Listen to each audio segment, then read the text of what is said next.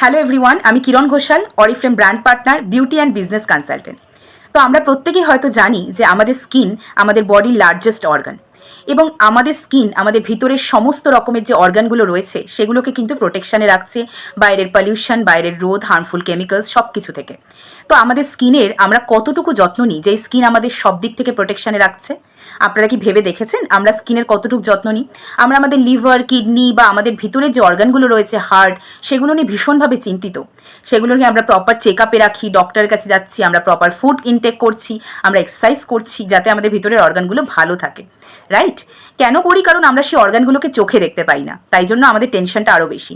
কিন্তু যেই অর্গানটা আমাদের চোখের সামনে রয়েছে এবং আমাদের সব থেকে লার্জেস্ট অর্গান যেটা, সব থেকে বড় অর্গান যেটা, সেটা নিয়ে আমরা কতটুকু ভাবি?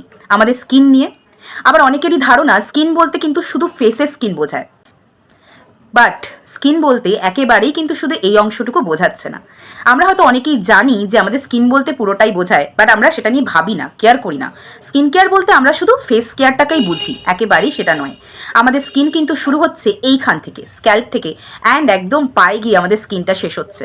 সুতরাং একদম মাথা থেকে পা পর্যন্ত আমাদের কিন্তু proper skin care routine follow করতে হবে যদি আমরা আমাদের স্কিনকে ভালো রাখতে চাই, রাইট? বাট আমরা যখন মনে করি হেয়ার কেয়ার করব, আমরা কিন্তু শুধু এই পার্টটুকুর কথা ভাবি। হেয়ারের পার্ট কিন্তু শুধু এইটুকু নয়। আমাদের হেয়ারের কিন্তু মেইন অংশ হচ্ছে আমাদের স্ক্যাল্প। আমরা যদি প্রপার কোনো প্রোডাক্টস বা কোনো কিছু ইউজ করতে চাই, সবার আগে ভাবতে হবে আমাদের স্ক্যাল্পটা কীরকম। স্ক্যাল্পের ওপর ভেবেই কিন্তু আমরা প্রোডাক্টটা নিজেদের জন্য ইউজ করব। আর আপনারা যারা মনে করেন স্কিন কেয়ার করছেন, আপনারা কি সঠিকভাবে নিজেদের স্কিন কেয়ারটা করছেন? বিকজ আফটার অ্যান এজ, বিশেষ করে 20 থেকে 25 বছরের পরে আমাদের স্কিন কেয়ারটা কিন্তু ম্যান্ডেটারি হয়ে যায় একটা রুটিন হিসেবে ফলো করা। কি রুটিন হিসেবে ফলো করব আমরা? CTEBM, অর্থাৎ cleansing, toning, eye cream, serum and moisturiser. এটা হচ্ছে আমাদের স্কিন কেয়ার করার প্রপার রুটিন। এবং এই রুটিন অনুযায়ী যদি আমরা প্রপারলি ফলো না করি, আমাদের স্কিন কিন্তু একটা এজের পরে ড্যামেজ হতে স্টার্ট করে। যেমন প্রত্যেকটা প্রোডাক্টেরই এখানে ইম্পর্টেন্স রয়েছে, সেটা আপনাদের সাথে আমরা শেয়ার করে দেবো যদি আপনারা আমার সাথে যুক্ত হন বা আমার সাথে কন্ট্যাক্ট করেন। বাট একটা ছোট্ট জিনিস বলি, যদি আমরা আই ক্রিমটা ইউজ না করি কি হবে? আমাদের প্রথম এজিং সাইনটা শুরু হবে কিন্তু এই আই এরিয়া থেকে স্টার্ট হয়। তো আমরা যদি আই ক্রিম না ইউজ করি, আমাদের এজিং সাইনটা কিন্তু সবার আগে দেখা দিতে স্টার্ট করবে, রিঙ্কলস আসা স্টার্ট করবে। এই ছোট্ট আই ক্রিমটা দিয়ে বোঝাতে চাইলাম যে আমাদের প্রতিটা প্রোডাক্টেরই আলাদা আলাদা কিন্তু ইম্পর্টেন্স রয়েছে। তো আপনারা যারা মনে করেন যে একটা ফেস ওয়াশ বা একটা ক্রিম ইউজ করলে আমরা স্কিনটা প্রপার থাকবে, এটা কিন্তু একেবারেই ভুল।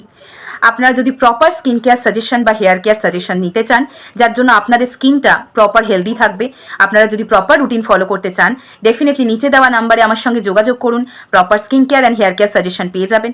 আর যদি মনে করেন যে অরিফ্লেমে জয়েন করে আপনারা নিজেদের কাজের পাশাপাশি একটা এক্সট্রা ইনকাম চাইছেন, একটা ঘরে বসে জাস্ট ল্যাপটপ বা ফোনের মাধ্যমে একটা সাইড ইনকাম চাইছেন বা একটা ক্যারিয়ার তৈরি করতে চাইছেন, ডেফিনেটলি আমার সাথে যোগাযোগ করুন। আমি আপনাদের অপরচুনিটি শেয়ার করে দেবো। অ্যান্ড অবশ্যই হেয়ার কেয়ার আর স্কিন কেয়ার সাজেশনের জন্য যে কোনো সময় হোয়াটসঅ্যাপ বা ফোন করতে পারেন। Thank you everyone.